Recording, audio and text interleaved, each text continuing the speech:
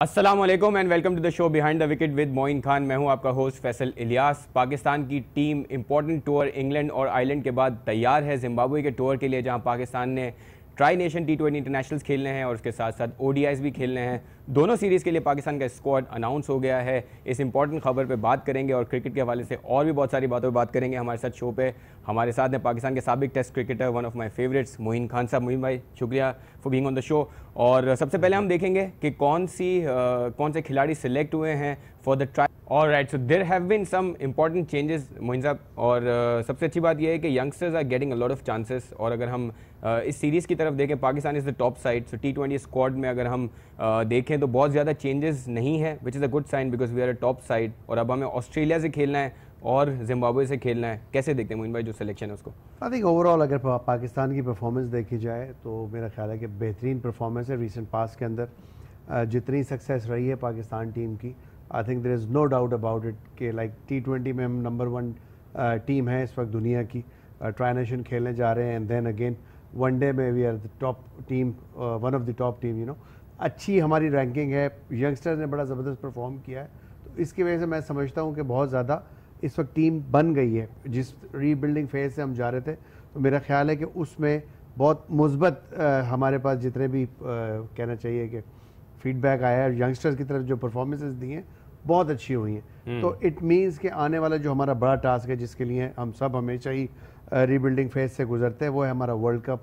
उसको टारगेट करते हैं। तो आई थिंक कि we are going in a right direction with youngsters, जहाँ पे सीनियर्स भी कुछ मौजूद हैं टीम के अंदर। Absolutely. और उनको जो कहना चाहिए ना, जो एनर्जी है वो भी इंक्लूड होती जा रही है आहिस्ता आहिस्ता टीम के अंदर थ्रू यंगस्टर्स। एंड जो सबसे अच्छी बात है, दे आर परफॉर्मिंग। सही। So again once again I think team बहुत बैलेंस सेलेक्ट हुई है। मैं उम्मीद करता हूँ कि ये ट्राई नेशन भी हम जीत के आएंगे और अपना जो हम मुकाम है स्पेशली T20 क्रिकेट के अंदर उसको यहाँ पाकिस्तान टीम बिल्कुल बरकरार रख सकती है। मोइन भाई, एक चेंज जो इंपॉर्टेंट है वो साहबजादा फरहान है जो अहमद शहजाद की जगह आए हैं। हम अहमद शहजाद पे भी बात करेंगे, लेकिन it's a good opportunity for somebody like Sahibzada Farhan because हमने देखा था ओपनिंग स्लॉट में काफ़ी अर्से तक अहमद शहजाद टीम का हिस्सा रहे हैं और बहुत सारे क्वेश्चंस भी होते रहे। Do you think he has enough potential to be a consistent part of the team? Well he has, because recently आपको पता है PSL में इतनी ज़बरदस्त परफॉर्मेंसेस दी हैं, तो यही वो परफॉर्मेंसेस है जिसकी वजह से सेलेक्टर्स ने ये फील किया कि ये पार्ट हो सकते हैं टीम का। और आसिफ का भी यही बैकग्राउंड था कि इस्लामाबाद यूनाइटेड के लिए अच्छा खेल, बड़ी अच्छी परफॉर्मेंसेस दी थी। तो good to see them because कि ऑलरेडी उस प्रोसेस से कम से कम गुजर चुके हैं कि जो प्रेशर हैंडलिंग होता है उससे गुजर चुके हैं। तो मेरा ख्याल है कि अच्छा इंडक्शन है और पोटेंशियल है। अनफॉर्चुनेटली अगेन वंस अगेन के अहमद के साथ फिर एक कंट्रोवर्सी, और अब देखना ये होगा कि एग्जैक्टली वो क्या सब्सटेंसेस उनकी रिपोर्ट के अंदर आए हैं। आया कि वो अद्वियात हैं, वो कौन सी सप्लीमेंट्स हैं जो उन्होंने लिए हैं। So let's see, but again it's a lesson for him again once again, like वो इतनी कंट्रोवर्सी से गुजर चुके हैं। सो जब इस तरह का सिस्टम बनता है तो नेचुरली एक नेचुरल साइकिल के अंदर एक वैक्यूम क्रिएट होता है। तो आई थिंक इससे इस अपॉर्चुनिटी को यहाँ पे साहबजादा फरहान को ग्रैब करना चाहिए, उनको एक मौका मिला है तो उससे होगा ये कि कंपटीशन लेवल बढ़ेगा, यू नो। फिर अहमद को भी एफर्ट अगेन करनी पड़ेगी, तो अल्टीमेटली जो फायदा है वो पाकिस्तान टीम का ही होगा। बिकॉज के अहमद की जगह भी अगर वो यंगस्टर टीम में आ रहा है तो मेरा ख्याल है कि वो एक अच्छा बड़ा सॉलिड किस्म का बैट्समैन है। लेट्स होप कि वो अच्छा परफॉर्म करे बिकॉज पर्सनली मैंने उसको देखा, is a good potential cricketer. Alright. अच्छा मोइन भाई, एक थोड़ी सी जो सरप्राइजिंग कमबैक हमने देखा है वो हफीज़ का है। Although he is part of the 2019 world cup, लेकिन हमने देखा है कि उनकी ज़रूरत T20s में इतनी ज़्यादा महसूस नहीं हुई है। सो डू यू थिंक उनकी जगह भी कोई यंगस्टर आ सकता था टीम में, या आपको लगता है कि अभी उनको मोराल को बिल्ड करने के लिए अच्छा है उनको टीम में लाना? नहीं, मेरा ख्याल है कि कॉम्बिनेशन अच्छा जा रहा है सीनियर प्लस यंगस्टर्स के साथ। हफीज़ नो डाउट एक बहुत ही पोटेंशियल वाला क्रिकेटर है। There is no doubt about his ability and the previous performances he have done for Pakistan. बहुत आपको फाइनल भी याद है ICC चैंपियनशिप का, जिसमें एक आउटस्टैंडिंग इनिंग उन्होंने आके खेली थी। फिर T20 में PSL में भी, और जब बैन लगी नेशनली उनका बॉलिंग का एक ऐसा था जिसकी वजह से वो टीम से ड्रॉप भी हुए। सही बात। तो मेरा ख्याल है अब क्लियर होने के बाद लेट्स होप कि वही इफेक्टिवनेस रहे उनकी बॉल के अंदर, और तो यकीनन वो एक रेगुलर पार्ट हो जाएंगे टीम का और एक अच्छे फाइटर हैं। कमबैक जब भी किया है बड़े स्ट्रॉन्ग कमबैक किया और बड़े अच्छे कहना चाहिए कि कंटेंडर हैं। तो I think good to have him in the team again. और लेट्स होप एक ऐसी सीरीज खेलने जा रहे हैं जहाँ पे ओपोनेंट इतने स्ट्रांग नहीं है, तो लेट्स होप कि वो जो गैप आया है उनका जो परफॉर्मेंस का तसलसल टूटा था ना, तो उसको इस टीम के साथ कवर अप करके बड़ी टीम के खिलाफ गेयर अप हो, ताकि जो उनकी बॉलिंग इफेक्टिवनेस भी है वो भी पाकिस्तान टीम के अल्टीमेटली काम आए। और इनकी इंडक्शन से बहुत फायदा ये होगा कि आपको एक ऑलराउंडर, जहाँ पे शोएब मलिक बहुत कम बॉलिंग कर रहे थे वनडे के अंदर, यहाँ पे आपको एक रेगुलर 10 ओवर के लिए भी एक परमानेंट ऑफ स्पिनर मिलेगा अगर इफेक्टिव रहेंगे वो। बिल्कुल सही। मोइन भाई, we'll also have a look at ODI side, जिसने हमने जिम्बाब्वे से ओडीआईस खेलने हैं, जिसकी भी साइड हमारी अनाउंस हो चुकी है, वो भी देखते हैं। उसमें बड़ी इंटरेस्टिंग चेंजेस हैं। यासिर शाह और जुनैद खान कम बैक करें। So we'll see what team we have announce for ODIs and then we'll continue with our discussion with Moin Khan साहब।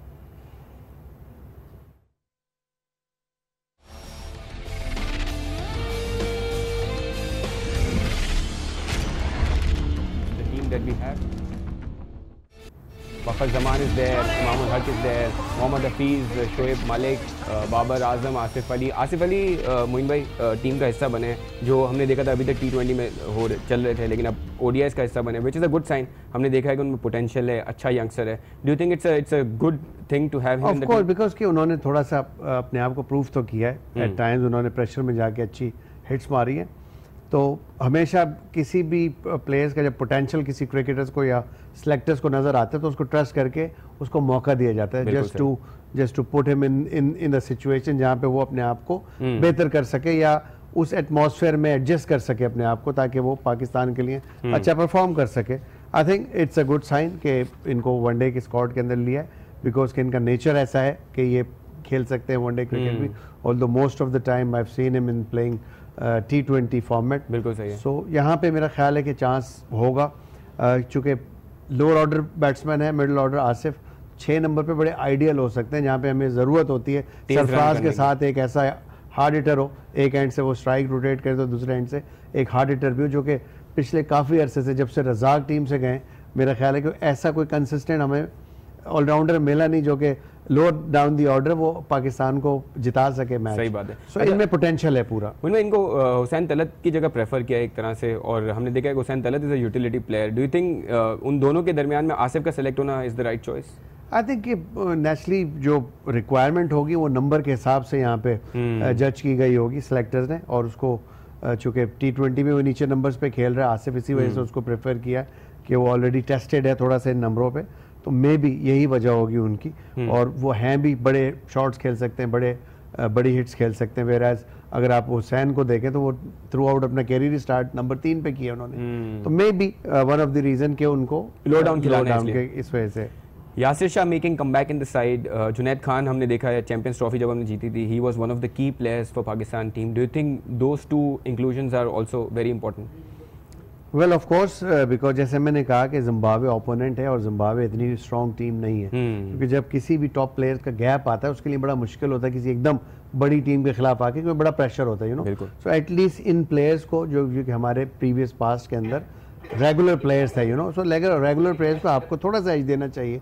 I think this is the opponent, Zimbabwe के बेस्ट टीम है, उनके खिलाफ इनको खिला के थोड़ा सा गेयर अप करें, और आगे क्योंकि सीजन बड़ा लंबा आ रहा है पाकिस्तान का, होम सीरीज हैं इसमें बड़ी टीमों के खिलाफ, तो उसके लिए इनको गेयर अप होना पड़ेगा। बिल्कुल सही है। मोइन भाई, डू यू थिंक हमारा एक स्ट्रॉन्ग टूर रहा इंग्लैंड में, उस पर भी हम ब्रेक के बाद ज़्यादा डिटेल में बात करेंगे कि किस तरह हमने परफॉर्म किया, लेकिन it was a tour where you had to put a lot of efforts, because test cricket में हम थोड़ा स्ट्रगल करते हैं, लेकिन सरफराज ने अच्छी कप्तानी की overall. Do you think it's a good breather for Sarfaraz is well कि अब थोड़ी सी हल्की सीरीज आई है जहाँ वो दोबारा टीम को जेल इन कर सकेंगे आराम से?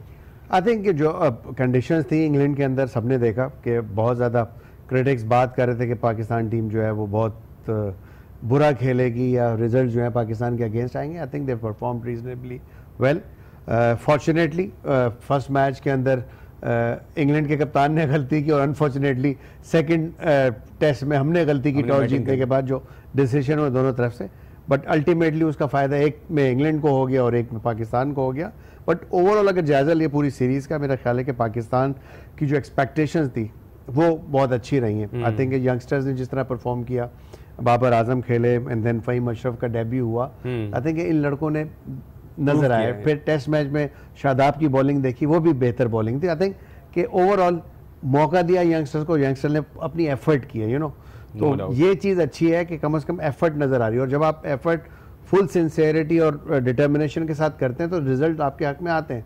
अनफॉर्चुनेटली बैटिंग में स्ट्रगल ज़रूर किया लीड्स टेस्ट मैच में, बट नो डाउट अब जो जिम्बाब्वे का टेस्ट है, मेरा ख्याल है कि यहाँ पे आराम से जीतना चाहिए पाकिस्तान टीम को, जितनी स्ट्रॉन्ग पाकिस्तान टीम है। तो अभी टेस्ट मैच भी नहीं है, सो लेट्स होप जो अब सीरीज आएंगी उसमें पाकिस्तान का नेचुरली कॉन्फिडेंस मुझे ऐसा लगता है अच्छा होना चाहिए, ऑल्दो के गैप ज़रूर आएगा, फिर अगेन टेस्ट मैचेस, फिर वनडे और T20 and then test matches again.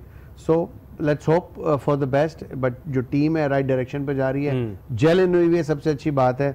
Sarfaraz बहुत अच्छा लीड कर रहे हैं, so that is why I think the results are coming in our way. उनमें हमने इस सीरीज में जो आपने बात की, हमने देखा आयरलैंड के जो अगेंस्ट हमने T20 खेले, काफ़ी अरसे से ये बात हो रही थी कि सरफराज परफॉर्म नहीं कर रहे। टेस्ट मैचेस में हमने देखा उनकी बैटिंग में उन्होंने स्ट्रगल किया, उनका कमबैक करना T20 की इनिंग्स में was a good sign for the team, right? Well बिल्कुल, देखें सरफराज जिन नंबर्स पे खेलते हैं तो उनके लिए बड़ा मुश्किल होता है उन नंबर्स पे बड़ा स्कोर करना, क्योंकि उन ओवर्स वहाँ पे जब बैटिंग आती है मोस्टली आपके पास कम ओवर्स रह जाते हैं। कम ओवर्स में आपके लिए बड़ा मुश्किल होता है कि जाते ही आप एक तो शॉट्स खेलें और बड़ी इनिंग्स खेल के दें कोई। तो आई थिंक अभी जो मौका मिला उनको उन्होंने अच्छी वाइज डिसीजन थी कि ऊपर भी आए, थोड़ा सा अपने आप को प्रमोट किया। और मैं हमेशा यही उनको कहता हूँ एज अ कोच भी, कोई टेगलेटर, भाई आपका पोटेंशियल पाकिस्तान के बहुत सारे बैट्समैनों से अच्छा है, but you have to just believe in yourself कि आप डिलीवर कर सकते हैं। तो यही वो चीज़ थी। मेरा ख्याल है कि उन्होंने नेचुरली थोड़ा अब ऑर्डर सोचा, अब ऑर्डर आए और आके खेले जिस तरह खेले माशाल्लाह। दोनों इनिंग में अच्छा खेले, सेकंड इनिंग में थोड़ी सी मैं कहूँगा कि बैड लग, एक आउटस्टैंडिंग कैच हो गया उनका, but the way he played in the first match was outstanding. And बहुत सारे क्रिटिक्स को जो कि कह रहे थे कि सरफराज को अपनी बैटिंग इंप्रूव करनी चाहिए, बैटिंग तो उसकी इंप्रूव्ड है, हाँ फॉर्म कंसिस्टेंट और इनकंसिस्टेंसी होती है, तो उसको टाइम टू टाइम शो करना वो बहुत ज़रूरी होता है किसी भी कप्तान के लिए, बिकॉज कि जब आप फ्रंट से लीड करते हैं और परफॉर्मेंस देना शुरू करते हैं, कीपिंग का, कप्तानी का, जी हाँ प्रेशर्स तो होते हैं, लेकिन as a captain you have to perform, you know, because कि वो फिर आपके यहाँ रिफ्लेक्ट करता है पूरी टीम के अंदर। सारे लड़के फिर बहुत ज़्यादा जान मारते हैं। Good to see him again in good touch. Oh yeah so will go for a break viewers, और वापस आएंगे तो हम मजीद स्क्रूटनाइज करेंगे कि हमारी जो सिलेक्शन है वो कितनी स्ट्रॉन्ग है, कितना अच्छा परफॉर्म। मीन पर 1-1 विच is a good result for a team जिनसे बहुत ज़्यादा एक्सपेक्टेशन नहीं थी मोइन भाई। लेकिन सबसे पहले मोइन भाई अगर टॉस की बात करें, आपको लगता है लीड्स टेस्ट में हमने गलती की टॉस जीत के, और शायद हम अगर पहले टेस्ट को देखें हमारी स्ट्रेंथ बॉलिंग थी, हमने दोनों इनिंग्स में इंग्लैंड को जल्दी आउट किया। सो इट लुक्ड लाइक एक नाइव को भी यही लग रहा था, आदमी को जो क्रिकेट नहीं देखता था उसको भी ये लगा कि शायद आपको अपनी स्ट्रेंथ पे खेलना चाहिए, तो आपको पहले बॉलिंग करानी चाहिए थी। देखिए दो चीज़ें होती हैं, एक तो हिस्ट्री होती है ग्राउंड की, पिच की, और दूसरी चीज़ जो ये होती है कि भाई आप अपनी स्ट्रेंथ को भी देखते हैं, सही। तो मेरा ख्याल है कि पाकिस्तान टीम से बिल्कुल वही गलती हुई जैसी लॉर्ड्स टेस्ट मैच पे जो रूट से हुई थी, टॉस जीतने के बाद जो है वो उन्होंने खुद बैटिंग कर ली थी वहाँ पे। लॉर्ड्स में भी ये है कि पहली इनिंग में गेंद मूव करता है, और लीड्स हेडिंगले पे भी ऐसे ही है कि गेंद मूव करता रहता है। और आप ये देख लें, उसकी मिसाल ये है कि सेकंड इनिंग में अपने जो फर्स्ट इनिंग के टोटल उससे भी कम में पाकिस्तान टीम आउट हो गई।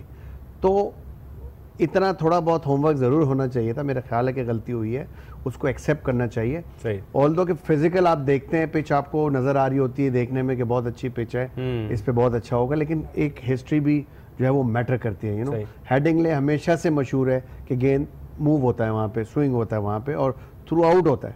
तो उसमें यही होता है कि जितनी पिच पुरानी होगी, जितना उस पर खेलते रहेंगे, उतना गेंद स्विंग या मूवमेंट उसके ऊपर कम होती जाएगी।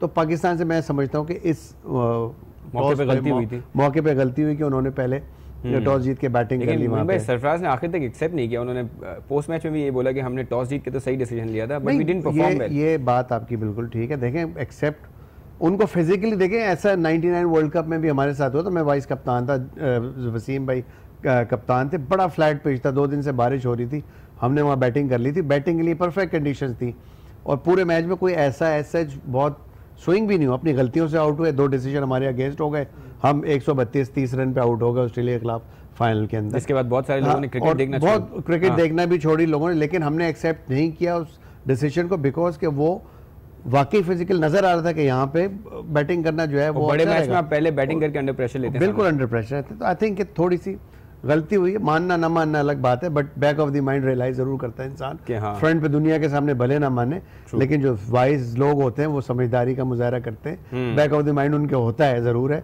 और वो फिर वक्त आने पे, मौका आने पे जरूर दोबारा वो जो है कि करते हैं, एक्सेप्ट करते हैं, और प्रॉपरली उसको कहना चाहिए कि दोबारा जीत के दिखाते हैं उस सिचुएशन में आके, ताकि लोगों को प्रूव कर सकें।